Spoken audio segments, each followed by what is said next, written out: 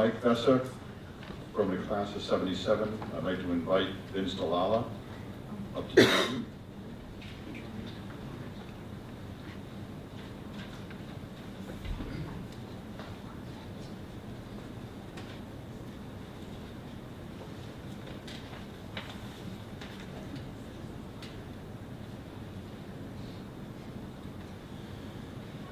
Hi, everybody. It's great to be back here. I'm Vince deLalla. I'm the coach. And it's an honor being here. But I spent the best years of my adult professional life here at Dwight-Englewood, teaching and coaching. And I've just got great memories. But it's great being back here to introduce Mike to everyone. And his induction into the Dwight-Englewood Athletic Hall of Fame. I was here during those turbulent years, whirlwind years, when Gene Day, the headmaster, merged the two schools, Dwight School and Englewood School for Boys. And I was honored. I really feel this is my year here. I came in 1973. I don't know why they put it on the plaque. But I'm honored. I came in 1973 when the class of 1977, Mike's class, and there are a number of you here this afternoon, they were all ninth graders. And we all started, they put our year on their banner. But Gene Day took the two schools and merged them. He had some great lieutenants, Edie Lauderdale, Becky Neely, and Lionel Garrison, Malcolm Duffy, Carl Zimmerman, Rob, and Betsy Carson. But Betsy was not really one of Gene's lieutenants. She was just starting at the school. But I understand that Mike was at her lunch table when he was a ninth grader. Quite good. But there, Nancy McEwen was here, of course Doris and Fremy. And outstanding faculty. Doris was my department head and mentor and hero. And I wish she had, I'm disappointed she wasn't able to come because I wanted to thank her again for the patience she had with me, particularly my first year. But I noticed that the class of 1977 dedicated their yearbook to Doris. You got a good choice, guys. Back to the task at hand. This school has changed physically a great deal since the 70s. And Gene Day, when he merged the schools and with his lieutenants in the 1970s, rebooted the school and made it into one of the premier independent schools in the country, which it is today.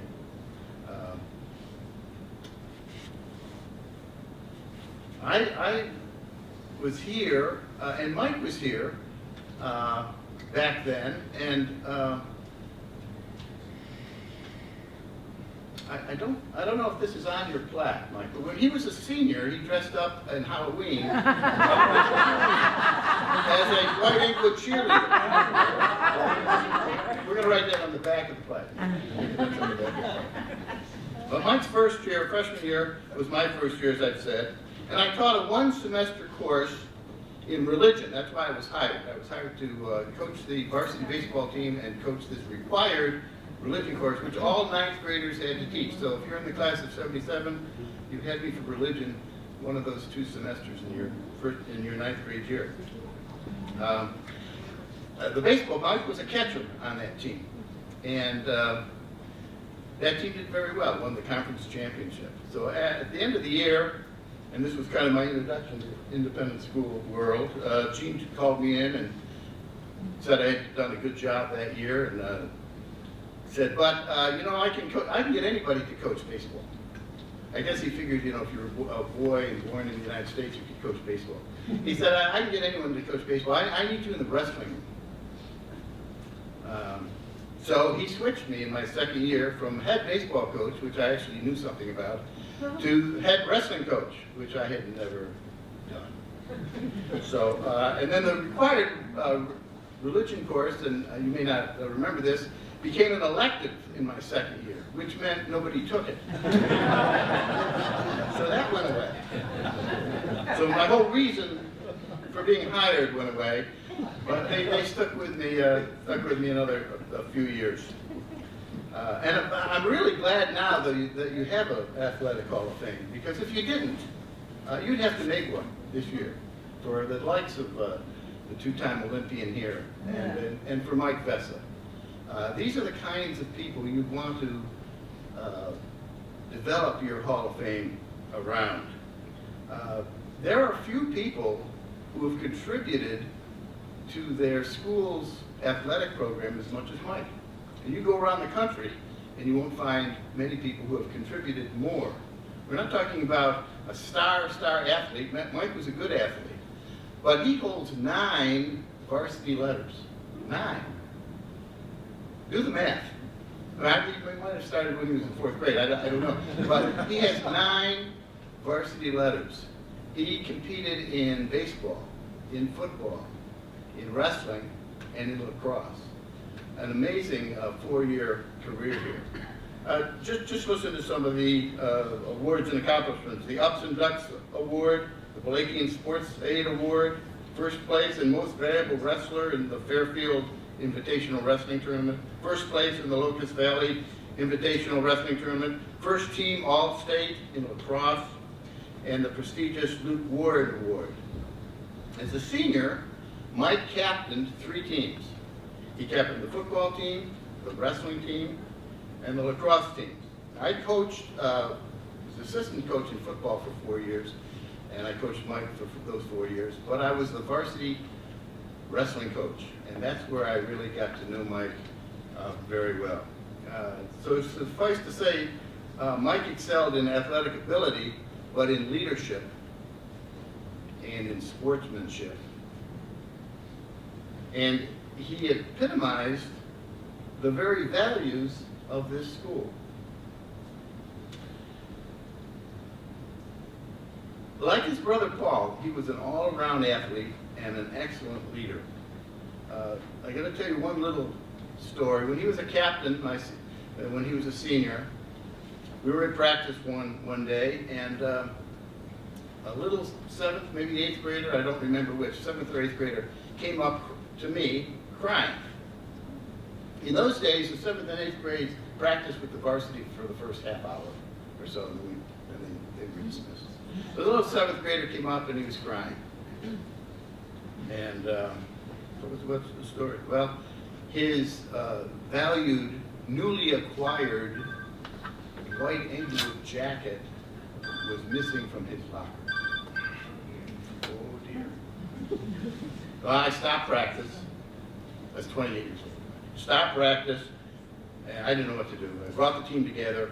I got my worst cross look on my face. I said, the jacket has to come back, has to be returned right now. And I'm looking at like a photo, a team photo of the 1928 Chicago Bears. I mean, they're just stoic. Nobody said a word. So I got upset. And I started to threaten them with all kinds of conditioning, and nobody said anything. Nobody would fess up. So my threats got more ridiculous, and it got worse and worse and worse. But nobody said anything. And finally, it got late, and I had to dismiss them. So they're going out, and Mike, in his usual unassuming way, comes up to me, says, Coach, you've got to chill out about this. Don't worry about this. I'll make a few calls tonight. So Captain Don Corleone Vessa was on it. Well, the next morning, I arrive at school, 7:10. The jacket is in the kids' locker. So it's nice to have a team that has that kind of leadership. Well, besides scoring goals and making tackles and obliterating opponents on the mats, Mike has that special quality that some champions have that really makes him great. He gets it. And character, integrity, that's part of it, but there's something else. It's a perspective, really. I think it's the way you view yourself, the way you view others, the way you view life, really.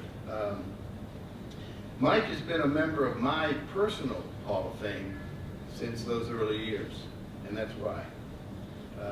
And his amusing half smile, which is almost always on his face, you can see it, really belies the strength of his character and the depth of his friendship and the significance of a game well played and a life well lived. He's what I call, and I don't have many of these, he's what I call a real human being. And it's fantastic to share this moment and salute him as the newest member of Dwight-Englewood's Athletic Hall of Fame. Here's to you, Mike.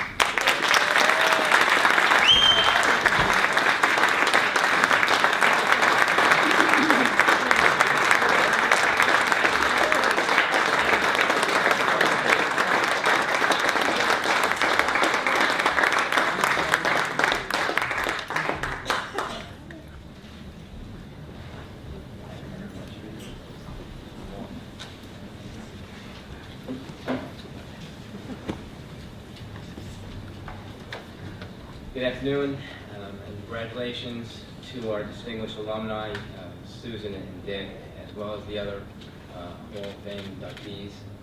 I'm somewhat familiar with their careers and their achievements, and I'm not only privileged but humbled to be honored on the same day as them. Thank you to the Hall of Fame Committee as well for their decision to induct me into the Dwight-Englewood Athletic Hall of Fame. It is indeed a privilege as well, especially in view of the athletic accomplishments of those that have been inducted to the Hall of Fame before me. I would like to offer my sincere gratitude to several people, including Maria Gardner, for her tireless efforts to put this day together. Last year, or several years back, I had a conversation with Maria about qualifications required to get into the Hall of Fame here. And at that point, I kind of likened it to the papal conclave. It seemed like it would take a miracle for this to ever happen. So this past December, I get a text message from Maria while I'm on vacation. And the message was simply Fumura Blanca, which went right over my head. I had no idea what she was talking about and disregarded the text. But fortunately, she was grateful enough to send out a subsequent letter and phone call, so thank you, Maria. I'd also like to thank Vincent, deLalla, who's been, as you mentioned, a teacher, a mentor, a coach, and I'm proud to say a dear friend for many years. As Vincent mentioned, when he, my sophomore year, I guess, 1974 or 75, which it's not quite 70 years, but it seems like an eternity ago, was assigned given the assignment of being head wrestling coach. I don't think anybody, as you mentioned, was more surprised than he, because he really knew nothing about wrestling at the time. But he became a student of the sport, learned about as much about the sport as possible by attending seminars and clinics, developed a passion for the sport that was responsible for turning the wrestling program around and making it a winning, successful program that I was very proud to be a part of back then. Wrestling, unlike other sports that I had played, taught me the importance of hard work, discipline, the need to make sacrifices to sometimes achieve success, and how to deal with adversity and failure. These life lessons, if you will, were a huge part of my athletic career and a very big part of my personal development. After all, that's what really sports are all about. I'd also like to thank my brother, Paul, who was also a role model to me and a supporter and somebody I can always rely on. I'd like to thank my parents, most of all my father, My brother probably, more than anybody, enjoyed watching us play sports.